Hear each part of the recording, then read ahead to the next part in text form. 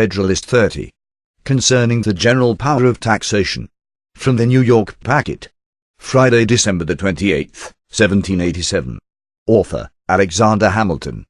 To the people of the state of New York, it has been already observed that the federal government ought to possess the power of providing for the support of the national forces, in which proposition was intended to be included the expense of raising troops, of building and equipping fleets, and all other expenses in any wise connected with military arrangements and operations.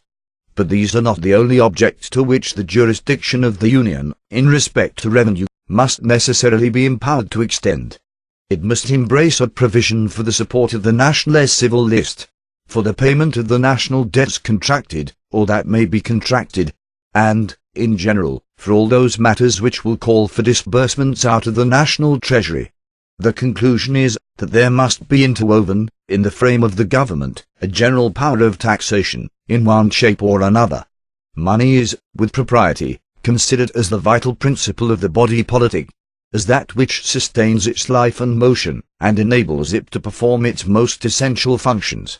A complete power, therefore, to procure a regular and adequate supply of it, as far as the resources of the community will permit, may be regarded as an indispensable ingredient in every constitution.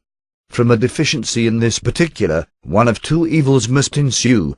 Either the people must be subjected to continual plunder, as a substitute for a more eligible mode of supplying the public wants, or the government must sink into a fatal atrophy, and, in a short course of time, perish.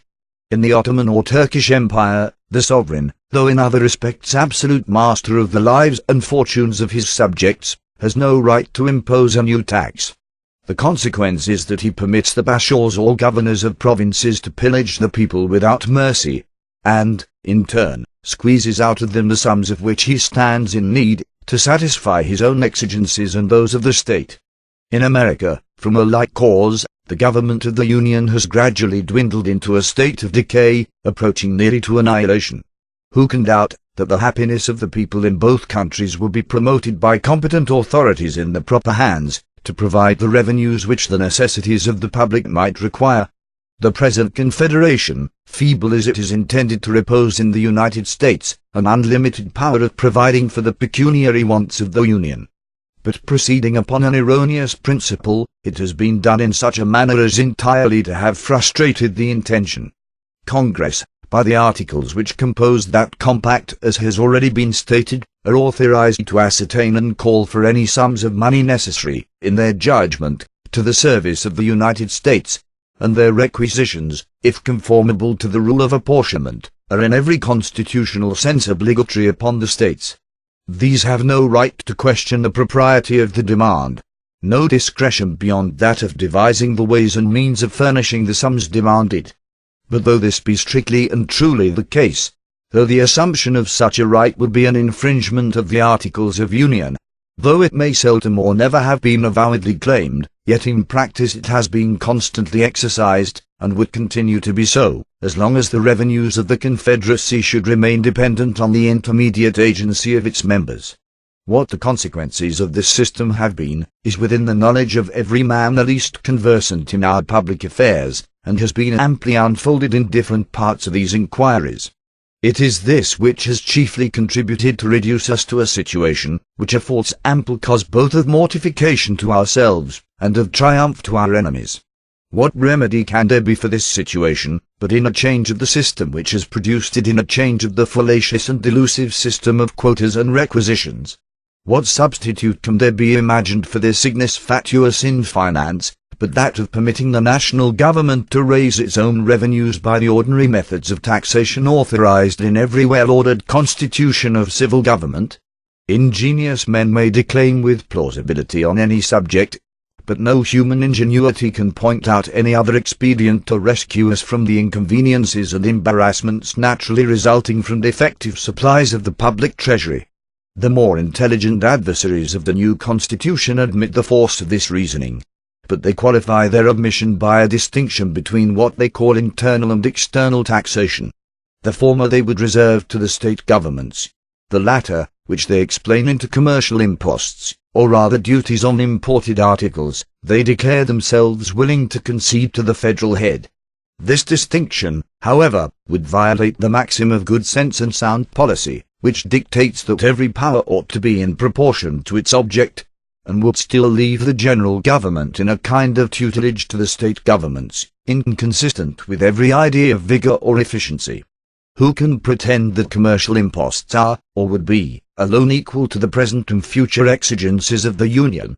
Taking into the account the existing debt, foreign and domestic, upon any plan of extinguishment which a man moderately impressed with the importance of public justice and public credit could approve, in addition to the establishments which all parties will acknowledge to be necessary, we could not reasonably flatter ourselves that this resource alone, upon the most improved scale, would even suffice for its present necessities.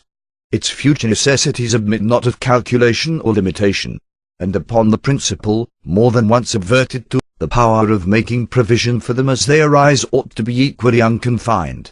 I believe it may be regarded as a position warranted by the history of mankind, that, in the usual progress of things, the necessities of a nation, in every stage of its existence, will be found at least equal to its resources.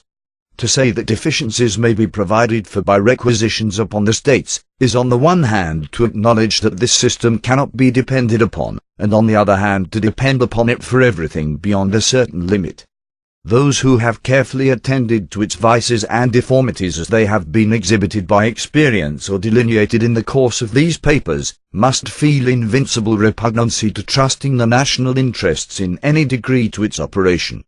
Its inevitable tendency, whenever it is brought into activity, must be to enfeeble the Union, and sow the seeds of discord and contention between the federal head and its members, and between the members themselves. Can it be expected that the deficiencies would be better supplied in this mode than the total wants of the Union have heretofore been supplied in the same mode? It ought to be recollected that if less will be required from the states, they will have proportionally less means to answer the demand. If the opinions of those who contend for the distinction which has been mentioned were to be received as evidence of truth, one would be led to conclude that there was some known point in the economy of national affairs at which it would be safe to stop and to say, thus far the ends of public happiness will be promoted by supplying the wants of government, and all beyond this is unworthy of our care or anxiety. How is it possible that a government half supplied and always necessitous, can fulfill the purposes of its institution, can provide for the security, advance the prosperity, or support the reputation of the Commonwealth? How can it ever possess either energy or stability, dignity or credit, confidence at home or respectability abroad? How can its administration be anything else than a succession of expedients temporizing, impotent, disgraceful? How would it be able to avoid a frequent sacrifice of its engagements to immediate necessity? How can it undertake or execute any liberal or enlarged plans of public good? Let us attend to what would be the effects of this situation in the very first war in which we should happen to be engaged. We will presume, for argument's sake, that the revenue arising from the import duties answers the purposes of a provision for the public debt and of a peace establishment for the Union. Thus circumstanced, a war breaks out. What would be the probable conduct of the government in such an emergency? Taught by experience that proper dependence could not be placed on the success of requisitions, unable by its own authority to lay hold of fresh resources, and urged by considerations of national danger, would it not be driven to the expedient of diverting the funds already appropriated from their proper objects to the defense of the state? It is not easy to see how a step of this kind could be avoided, and if it should be taken, it is evident that it would prove the destruction of public credit at the very moment that it was becoming essential to the public safety. To imagine that at such a crisis credit might be dispensed with, would be the extreme of infatuation. In the modern system of war, nations the most wealthy are obliged to have recourse to large loans. A country so little opulent as ours must feel this necessity in a much stronger degree. But who would lend to a government that prefaced its overtures for borrowing by an act which demonstrated that no reliance could be placed on the steadiness of its measures for paying? The loans it might be able to procure would be as limited in their extent as burdensome in their conditions.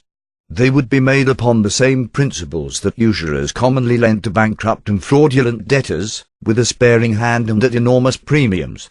It may perhaps be imagined that, from the scantiness of the resources of the country, the necessity of diverting the established funds in the case supposed would exist, though the national government should possess an unrestrained power of taxation.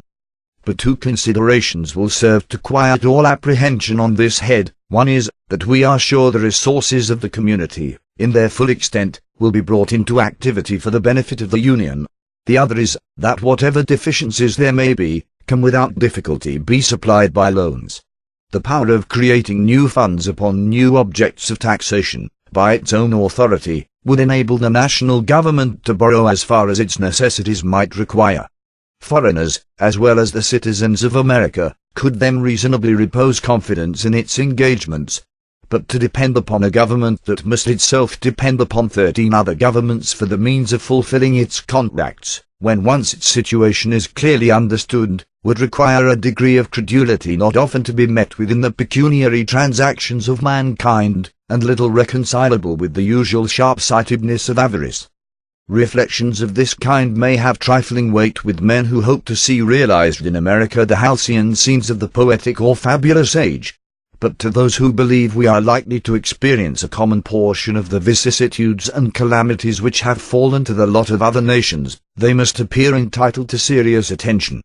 Such men must behold the actual situation of their country with painful solicitude, and deprecate the evils which ambition or revenge might, with too much facility, inflict upon it. Publius.